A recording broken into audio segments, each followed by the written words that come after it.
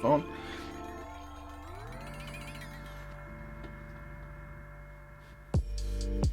Hello, welcome back. So I'm gonna do a 6-month review on the Fuji, since that video when I got it still gets tons of attention. People are still looking up this camera. So I know it's over 2 years old, and I know that there's rumors of another one, but I don't think that the rumors are set until 2020. So I still think that this is a very viable camera, and I'm gonna go over kind of the last 6 months that I've owned it and where my head's at now from when I was only like a week into it. I still absolutely love this camera. I haven't done much since last time you saw it. I still have the thumb grip, I still have the gold shutter button, I still have the lens hood, and I just keep it just like this. The strap, I get asked a lot about the strap actually, which I never mentioned in my video, but this is actually just an old strap off of an old film camera. This is a Yashica leather strap. I've had this for a long time.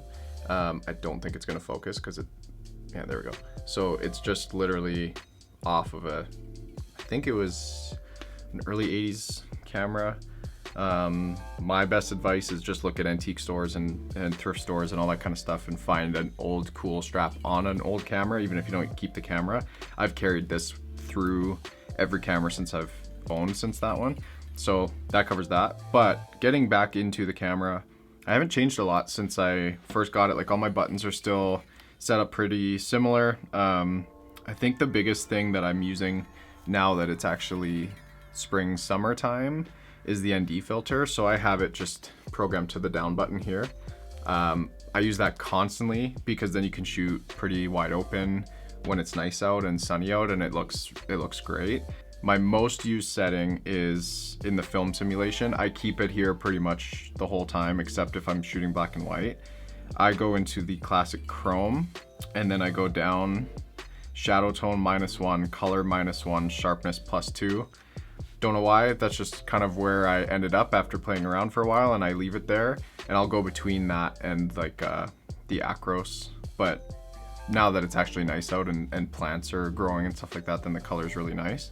I like a little bit more like subdued like color, like little less saturation than normal. And then I do have a Lightroom preset that I've made that kind of emulates a film simulation, close to the Portra 160 kind of look, and I basically plaster that onto every single photo and then keeps consistency, and it usually works really well. So anyway, I'm gonna go over some photos that I've taken in the last 6 months, just a few of them. I don't really want to get into all of them, it would just take forever. So I will say, I carry this camera a lot. It's just so easy to.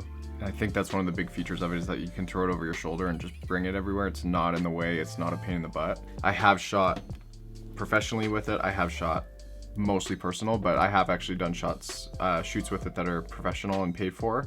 And I wanted to see if it could get me by just with the fixed focal length and stuff like that. It works really well. So actually, why don't I move over a little bit? So I'll go here and I put the photos up on here. So just going into like normal like lifestyle-y kind of things.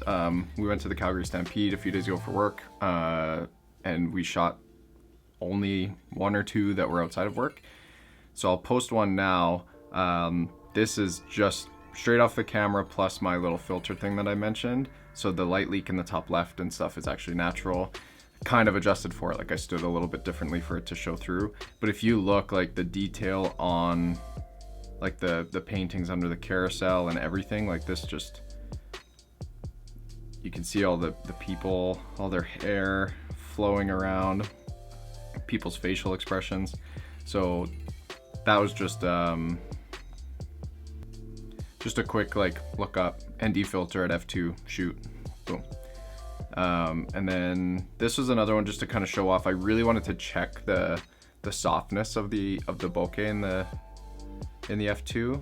So I just shot this out back. This is just in our backyard, but this was really nice, like really soft.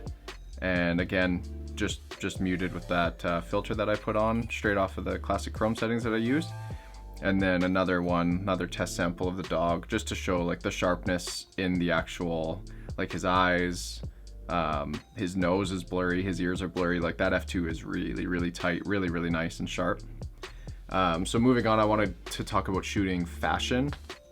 I've seen a few people look for this, like if you can shoot portraits or outfits or whatever, and because my wife is like a blogger and a influencer, we don't really like that word, but because we do have to shoot a lot of stuff for her, that was a big selling point that we had to have work, because I use it more for her than my own personal stuff. So we went out to Drumheller, Alberta, and we shot a little video. If you haven't seen that, it's on my channel called The Badlands. But some of the photos from the day, this is one of them here. You can see the reflection in her glasses like really, really well. Again, like sharpness wise, I add grain just because I like the look of it. So if you see like some noise, it's because I've added it later. So these are all that same exact filter that I've done through Lightroom. So that's the first one. Next one is this car graveyard that a friend of mine and I found. And so we go over there every once in a while to get some photos because the textures and the colors are really, really cool. So we shot this one. Again, just like the focus, I think I probably went like 5.6 on that for the aperture. I don't really remember, to be honest, but it's easy to adjust.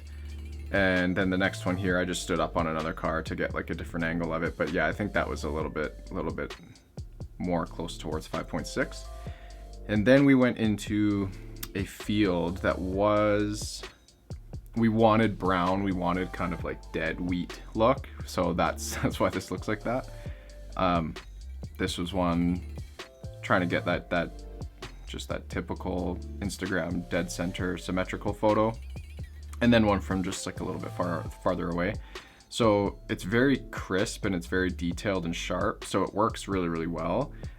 Anything up close, like the first one that I showed, I still like it. Like I know it's not 50 or 80, 85 kind of range for portraits, but I still really, really like it for portrait style photos. So it gets by for sure.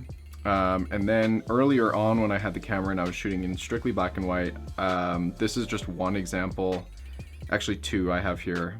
We had a memorial show for a friend of ours who passed away. And so this is my friend's band just setting up, and the light, this was like pretty dark too. And this was just so crisp for how high I was pushing the ISO. So that's an example. And then this one at the back here, a little bit more light because of the ceiling lights. But yeah, these were just straight off the camera from the Acros filter. I didn't do anything to these. These are just straight off. And then after I shot that for a while, I was really into the 16:9. The only reason I don't do that is because for my wife's stuff, it's actually too narrow. So we shoot mostly vertical, and then it's kind of too tall and skinny. So I turned it off for her stuff. So this is more 16:9, but in the same classic chrome settings that I have now. I'll just post 3 of these up at the same time because they were just kind of walking around downtown, but it just shows a lot of detail, a lot of texture. It's kind of like a foolproof camera. I keep it in aperture priority, shutter and ISO at A, auto, and then that just puts it into aperture priority. So all I do is just spin this ring. That's all I do. It sounds, you can call me lazy all you want, but that's just what I do. And then I also have the ND filter ready to go anytime. And then I have this for the film simulation. So I just make it as easy as I can. And then with focus, I have it set so that I focus, reframe, shutter. So I'll hold it halfway where I want to focus, and then I can quickly switch it to continuous focus if I really want to, but I have it at single shot. And then yeah, I just focus on the subject, reframe it if I need to once this is halfway down, and then I shoot that way. So that's just like my old way of shooting, and I'm just very used to it. So I keep it at that. And then so we went, oh actually I'll throw this one in. This was another color, 16:9. We went out to Fernie, my wife and I, with the dog, and this was just on like a snowy highway a few months ago. So this just ended up being like a really cool picture. I just really, really like that one. And then we went camping 2 weeks ago, and this is just like an environment kind of photo. So I think I even shot this.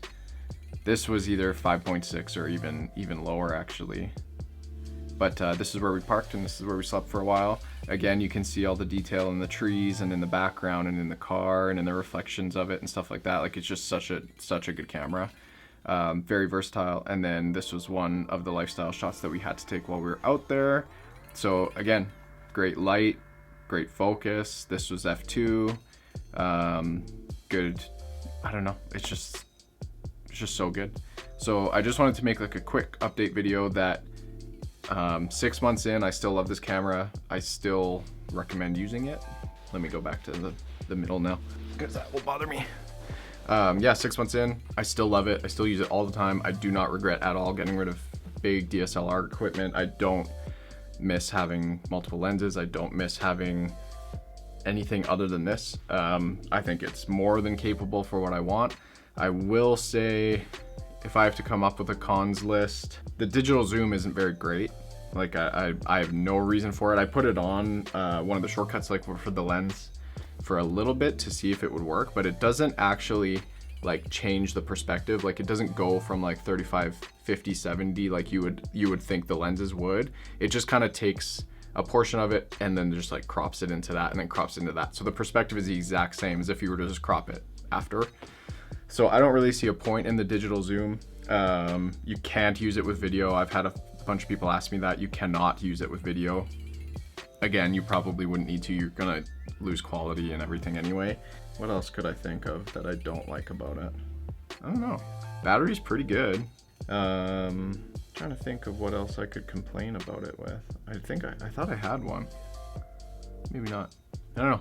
Anyway, that's my experience with the last 6 months with this camera. It's been amazing. It's very versatile. I'd never really feel limited unless I was shooting like wildlife or sports or something, but I don't at all.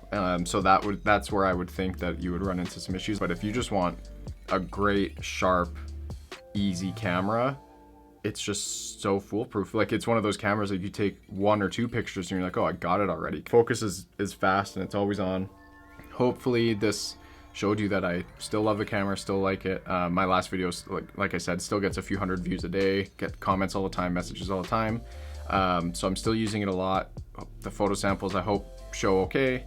Yeah, if you have any other questions about it at all, leave them below. Please subscribe. Getting close to that 1,000. Be pretty nice to hit that. Just a cool milestone that I didn't think I'd be anywhere near in this amount of time. So I appreciate all the support and all the positivity. And yeah, if you have any questions or anything that you want to share in the comments below, keep it nice and neat. Anything that's negative and poisonous, I will be just deleting it anyway, so don't waste your time. And yeah, we will see you in the next video.